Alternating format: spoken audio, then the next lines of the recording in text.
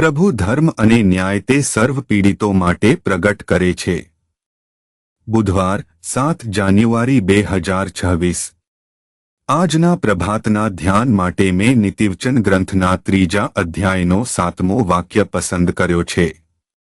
તમારી પોતાની બુદ્ધિમાં વિવેકી ન થશો, યહોવાને ભયભક્તિ રાખો અને દુષ્ટ માર્ગમાંથી દૂર રહો।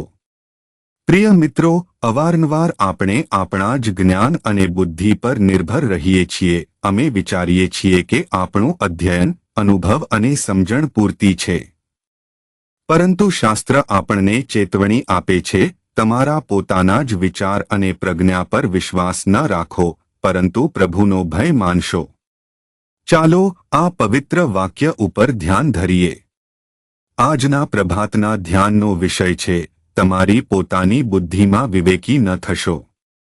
નીતિવચન ગ્રંથ એ પરમેશ્વર પ્રેરિત સુવાક્યોનું અદ્ભુત ભંડાર છે, જે માનવીના ધરાતલના જીવનને દિશા આપે છે।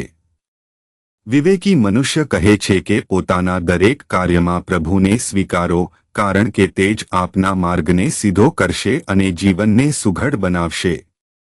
ઘણીવાર માનવી પોતાના જ વિવેક પર ચાલે છે અને પોતાના જ જ્ઞાન દ્વારા નિર્ણયો લે છે, પરંતુ પછી જ્યારે માર્ગમાં અડચણો કે નિષ્ફળતા આવે છે, ત્યારે પ્રાર્થનામાં પ્રભુની તરફ ફરી નજર કરે છે।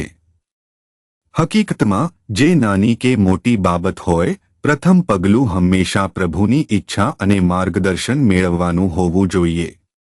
જો કે અમને કોઈ વિષયમાં વિશેષ જ્ઞાન હોય કે અનુભવ હોય, તો પણ આપણે આપણા જ જ્ઞાનને પૂરતું ન માનવું જોઈએ, કારણ કે માનવની બુદ્ધિ સીમિત છે, પરંતુ પ્રભુ સર્વજ્ઞ છે।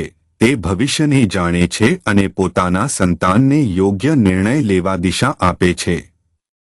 જો નિષ્ફળતા પણ મળે, તો તેમાં પણ પ્રભુનો એક દૈવી ઉદ્દેશ્ય છુપાયેલો હોય છે। તેથી પ્રિય મિત્રો, આપણે ક્યારે આપણી પોતાની સમજણ પર નિર્ભર ન રહી સર્વ બાબતમાં પ્રભુની સહાય માગવી જોઈએ। આપણી બુદ્ધિ પર ગૌરવ ન રાખવું, પરંતુ ભયભક્તિપૂર્વક પ્રભુના માર્ગ પર ચાલવું એ જ સત્ય વિવેક છે। પ્રાર્થના। હે દયાળુ અને કરુણામય સ્વર્ગસ્થ પિતા, અમે તારું ધન્યવાદ કરીએ છીએ। અમને સહાય કર કે અમે હંમેશા તારી તરફ નજર રાખીએ, તારા પર વિશ્વાસ કરીએ, તારા માર્ગદર્શન અનુસાર ચાલીએ અને તારી ઈચ્છામાં નિષ્ઠાપૂર્વક જીવીએ। આ પ્રાર્થના અમે યેશુ ખ્રિસ્તના પવિત્ર નામે કરીએ છીએ। આમેન।